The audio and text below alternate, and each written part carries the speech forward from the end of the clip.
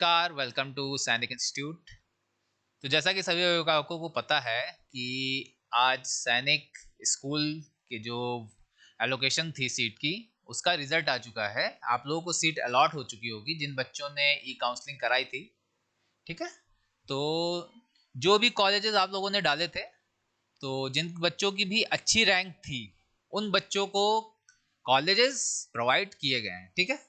अगर आपके नंबर थोड़े से कम है तो थोड़ा सा दिक्कत हुई होगी। कई बच्चे ऐसे होंगे जिनका सिलेक्शन नहीं हो पाया होगा नंबर अच्छे लाने के बावजूद। तो वो हताश बिल्कुल भी ना हो, वो बिल्कुल अपने काम में लगे रहें, क्योंकि एक जगह अगर आपको असफलता मिली है तो इसका मतलब ये नहीं कि आपकी जिंदगी खत्म हो गई या फिर आप आगे नहीं बढ़ पाएंगे। अभी सेकंड राउंड की काउंसलिंग बाकी है। तो सेकंड राउंड की काउंसलिंग के लिए आप लोग वेट करें थोड़ा सा कि क्या उसका आता है, सीट एलोकेशन कैसे रहता है। ठीक है। उस बिहाफ पे हम लोग आप लोगों को बताते रहेंगे कि कितनी सीट्स बाकी हैं। हालांकि राउंड वन में ही सबसे ज्यादा सीटें अलॉट की जाती हैं। तो राउंड वन में सीट जो अलॉट हो चुकी हैं उसमें अप्रोक्सीमेट मान के रखिए कि 70% सीट्स तो फाइनल हो ही जाएंगी। अगर बहुत ज़्यादा होता है तो 30% सीट्स ही बचेंगी। अब 30% सीट में ही राउंड टू की काउंसलिंग इनको करानी होगी आयोग को। अब वो किस बिहाफ पे कराते हैं वो देखना होगा आगे। ठीक है। तो राउंड वन का जो आप लोगों का नोटिफिकेशन आया हुआ है, और सीट अलॉट का कई बच्चों का रहा है और अलग अलग स्टेट से अलग अलग बच्चे रहे हैं। लेकिन यहाँ पर एक थोड़ा सा दुविधा वाली बात ये रही है कि आयोग ने अभी तक सिर्फ होम स्टेट की ही कट ऑफ जारी की थी। ठीक है। कि किस स्टेट की किस स्कूल की कट ऑफ कितनी गई है। अब उसमें क्या है, अदर स्टेट के जो बच्चे हैं उनको थोड़ा सा कंफ्यूजन यहाँ पर क्रिएट हो रहा है कि यहाँ पर अदर स्टेट की कट ऑफ कितनी गई है और वो इस कैटेगरी में है तो उनकी कट ऑफ कितनी है। क्योंकि ऐसा कुछ भी मेंशन यहाँ पर नहीं है। अभी जो है सिर्फ होम स्टेट की कट ऑफ है। तो बाकी जो बच्चे हैं वो परेशान ना हो।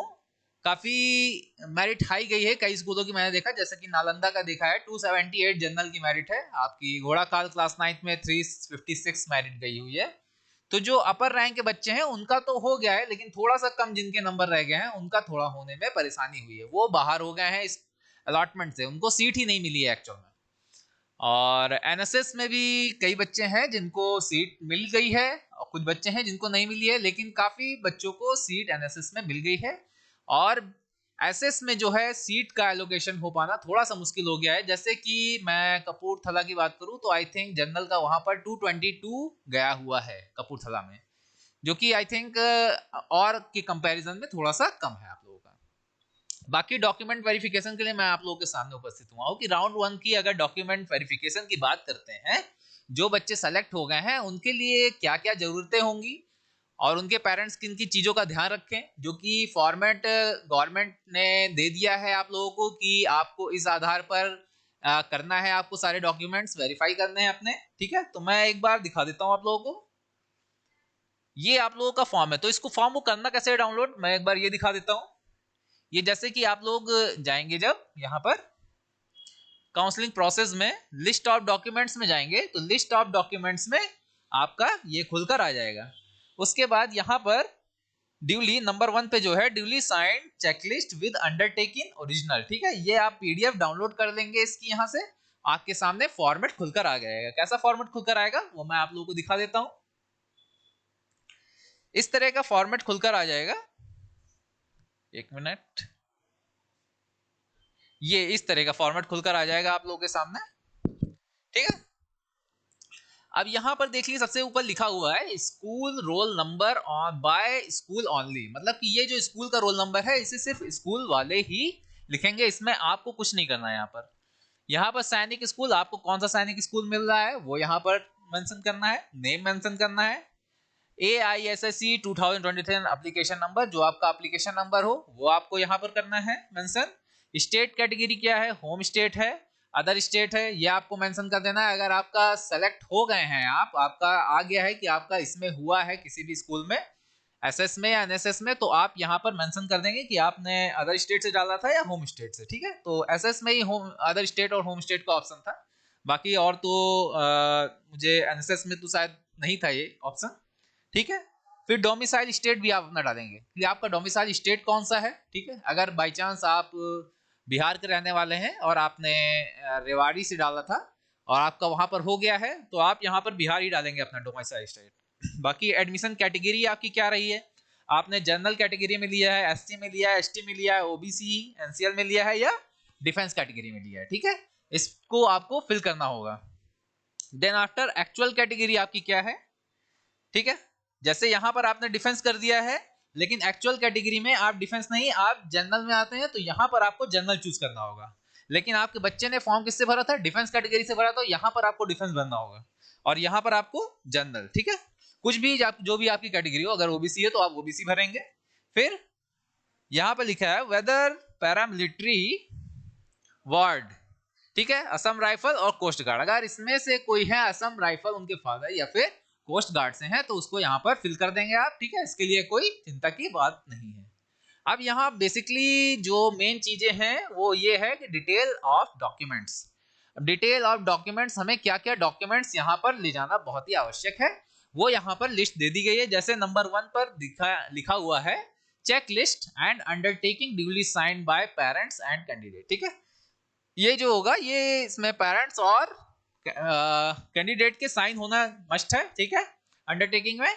Then provisional admission letter from आईसैक 2023, मतलब जो आपका लेटर यहाँ से होगा, अलॉट लेटर जो होगा कि आपको ये सीट अलॉट कर दी गई, वो लेटर आपके पास होना जरूरी है। आपके पास एडमिट कार्ड होना जरूरी है, जो कि आप पेपर देते समय गए थे, ठीक है, वो एडमिट कार्ड होना चाहिए। स्कोर कार्ड होना चाहिए, जो स्कोर कार्ड आपका नंबर वाला कार्ड निकला था वो आपके पास होना जरूरी है।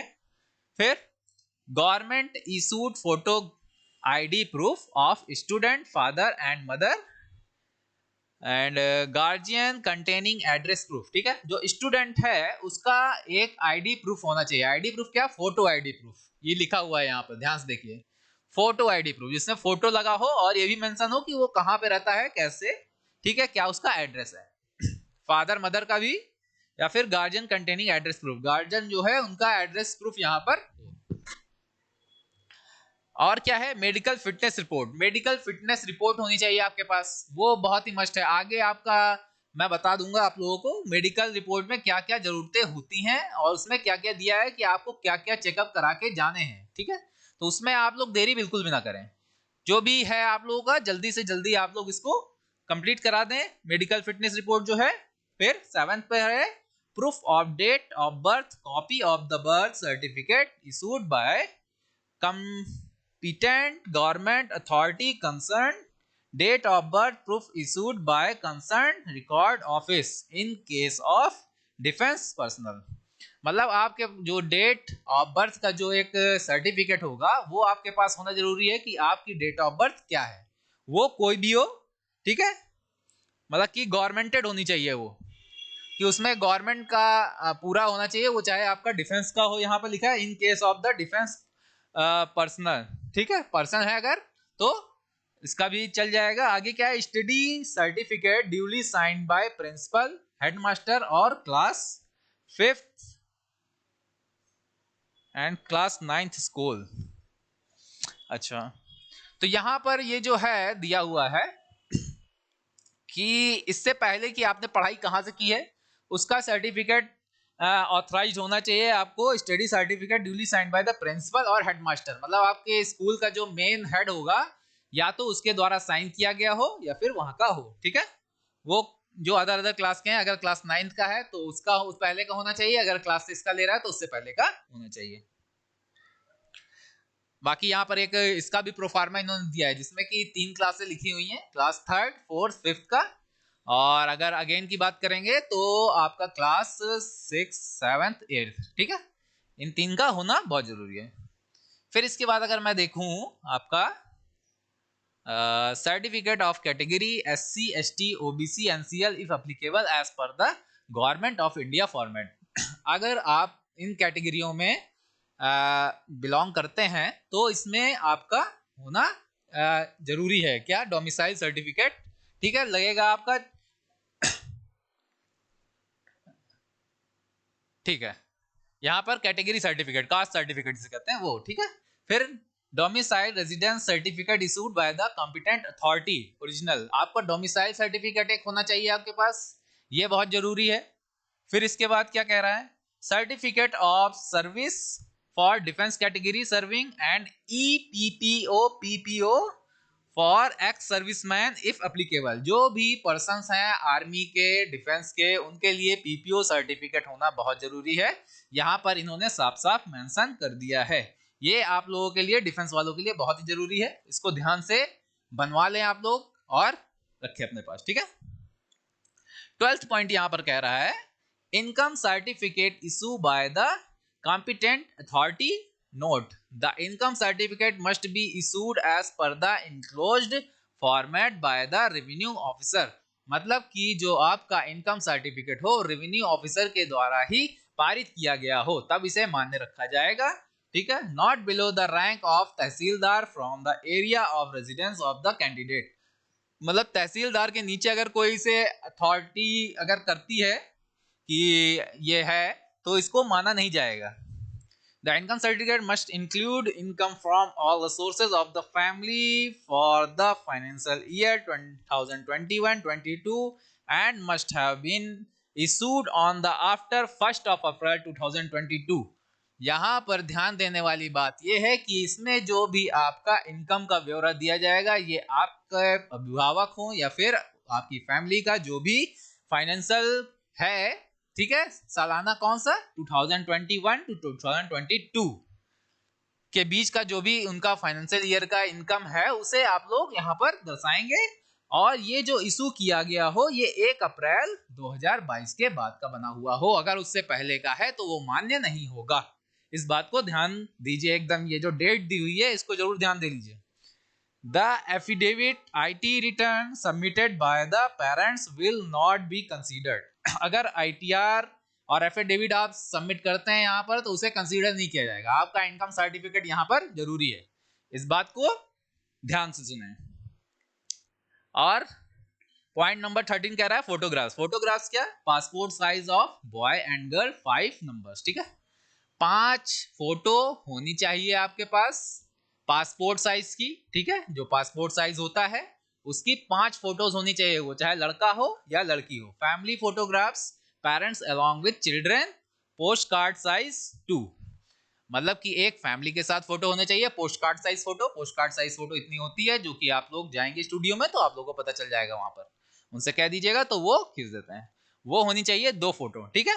बाकी adoption deed in case of adoption child if applicable, ठीक है। आखिरी में ये जो कह रहा है undertaking by the parents and candidates, मतलब यहाँ पर जो भी आपने सारी चीजें दी हुई हैं वो आपका ब्यौरा एकदम सही है। अगर किसी भी ब्यौरे में कोई गलती पाई जाती है तो वहां पर आपका रिजेक्शन कर दिया जाएगा। यहाँ पर लिखा हुआ है we hereby submitted the undertaking that the admission is provisional subject to the successful completion of document verification at the time of the physical reporting in the school. In case I fail to submit the required documents by the stipulated date or found ineligible or information document certificates provided are found incorrect at any stage, then the school reserves the right to cancel my provisional admission automatically, ठीक है। यहां पर कहा जा रहा है अगर मेरे किसी भी डॉक्यूमेंट्स में कोई भी खराबी या फिर कोई भी गलती पाई जाती है तो मेरा ये जो है इसे रिजेक्ट कर दिया जाए, ठीक है। इन such event I shall be fully responsible for all consequences arises out the such cancellation of the admission। सैनिक स्कूल, जो भी सैनिक स्कूल आपका होगा, shall not be held responsible in any case। मतलब अगर कोई भी यहाँ पर गलती पाई जाती है तो मैं खुद रिस्पॉन्सिबल होऊंगा उसका। इस चीज का डिक्लेरेशन यहाँ पर करना होगा। यहाँ पर कैंडिडेट का सिग्नेचर हो जाएगा और यहाँ पर पेरेंट्स का सिग्नेचर हो जाएगा, ठीक है। तो ये था आपका डॉक्यूमेंट वेरिफिकेशन का, जो कि आप लोगों को मैंने बता दिया है। तो हालांकि सभी बच्चों को समझ में आ गया होगा, सभी अभिभावकों को भी समझ में आ गया होगा जो मैंने चीजें बताई हैं। तो बाकी और जो बच्चे भी अगर उनका नाम नहीं आया है इसमें तो परेशान ना हो, बने रहें, ठीक है, तैयारी करते रहें लगातार अगर आपके पास समय है, ठीक है। अगर आपके पास एज है और नेक्स्ट अटेम्प्ट आप देने के लिए तैयार हैं, तो बिल्कुल अभी से लग जाएं, क्योंकि आने वाले समय में क्या होगा अभी नहीं देखा जा सकता, नहीं पता किया जा सकता कि कैसा क्या होगा, लेकिन जो भी होगा अगर हम मेहनत करेंगे तो सब अच्छा ही होगा। तो सभी लोगों से निवेदन है कि आप लोग चैनल को लाइक, शेयर और सब्सक्राइब जरूर करें, तथा चैनल पर बने रहें। ऐसे ही अपडेशन पाने के लिए आप लोग चैनल को लाइक करते रहें। Okay, thank you.